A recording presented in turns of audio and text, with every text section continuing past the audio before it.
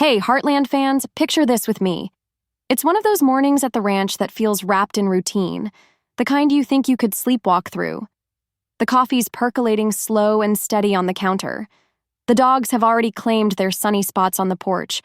Outside, a thin fog is lifting off the pasture, and the only real sound is the quiet rhythm of chores being done. Jack's hammering away at a loose board on the fence. Amy's halfway between brushing down Spartan and losing herself in thought. Lou's balancing a fabric swatch book in one hand and a phone in the other, trying to coordinate the cafe's new look while juggling family life. It's all normal, familiar, comfortable. But that's the thing about the Heartland Ranch. Just when life feels predictable, it finds a way to take your breath away, because in one single breath, one barely noticeable shift, everything changes. A face you thought belonged only to memory, to that bittersweet chapter you've tucked away in the back of your mind, suddenly steps right back into the present. Not a dream, not a trick of the light. Real, solid, standing there. And before you even know what's happening, your heart's pounding like you've just been thrown bareback onto a runaway stallion. If you've been craving a deep dive, a true scene-by-scene, heartbeat-by-heartbeat breakdown into one of the most emotional moments Heartland has ever given us, you've landed in exactly the right place. Before we ride into it, go ahead and hit that like button if Borden's return hit you as hard as it hit me, and share your raw, unfiltered first reaction in the comments. I read every single one because your take is part of this story. And if you're new here, welcome to Next Flying. Hit subscribe so you don't miss a single breakdown. Heartland has never been the kind of show to rush a reveal. And this, Ty's return, was never going to be dropped like some casual plot twist. They make you earn it. They let the anticipation swell naturally, the way real life makes you wait for answers you can't rush. It starts with a patchwork of small, almost silent snapshots. Amy, late at night, soothing a restless horse in the barn, her hand lingering on the animal's muzzle like she's looking for comfort as much as giving it. Lindy at the kitchen table, sketching under the warm halo of a lamp, her crayons rolling just to the edge before she pushes them back. Jack out by the gate, mending it with slow, deliberate care, the kind of work that's as much about thinking as fixing.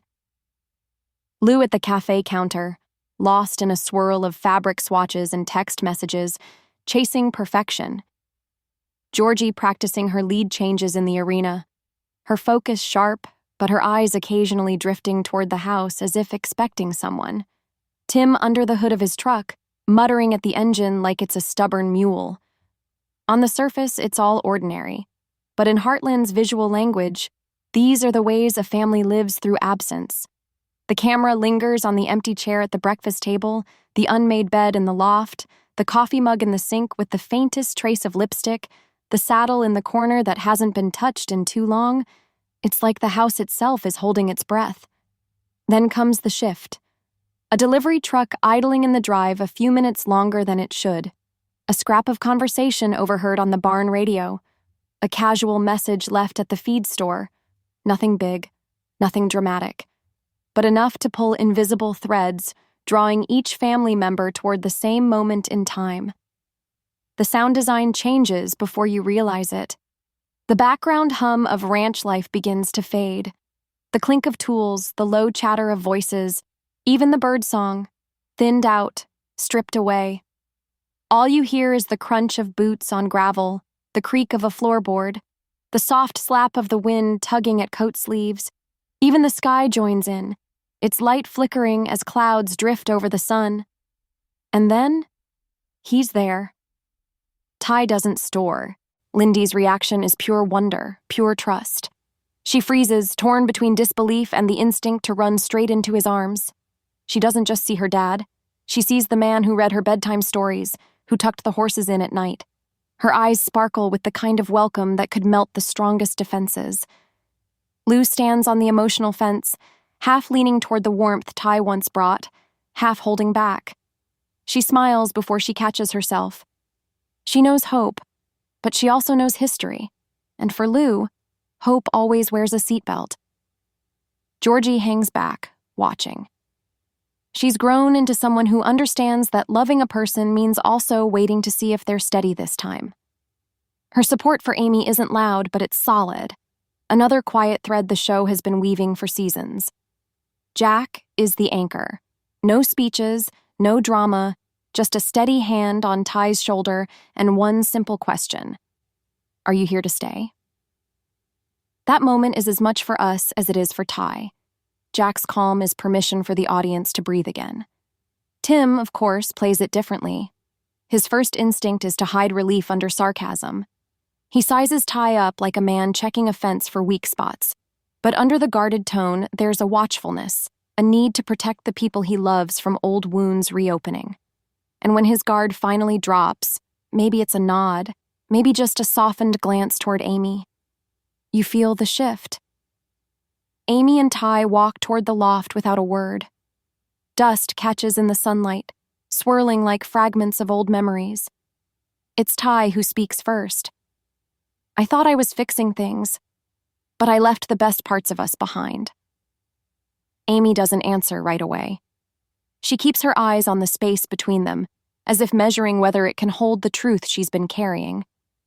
When she does meet his gaze, her voice is steady but heavy, with missed birthdays, with nights alone, with the weight of raising Lindy without him. She lays each truth down between them like stones. Ty doesn't flinch. He listens, really listens, and when he speaks, there's no armor left. I was scared, Amy. Scared I'd fail you, so I left before you could see it. Her reply cuts, but it's quiet. Leaving was the failure, Ty. This time, his promise isn't about romance. It's about showing up. He tells her he's quit the job that kept him away, sold the truck he used to disappear, and wants to prove himself in actions, not words. Amy studies him, her expression unreadable. Can I trust you with my life again? He doesn't rush, doesn't push. I'm not asking for forgiveness today. Just believe in me again. They close the gap, not with a kiss, but with a handshake that lingers, their fingers tightening until it becomes something steady. It's not a perfect ending, but maybe, just maybe, the first step toward one. If this breakdown pulled you right back into that moment, hit like and tell me, did the loft scene heal you or break you all over again? I'll feature the best takes in my next video, where I'll unpack one line from Ty and Amy's conversation and how it echoes all the way back to the earliest seasons. Until then, stay kind, keep watching Heartland, and I'll see you in the next one.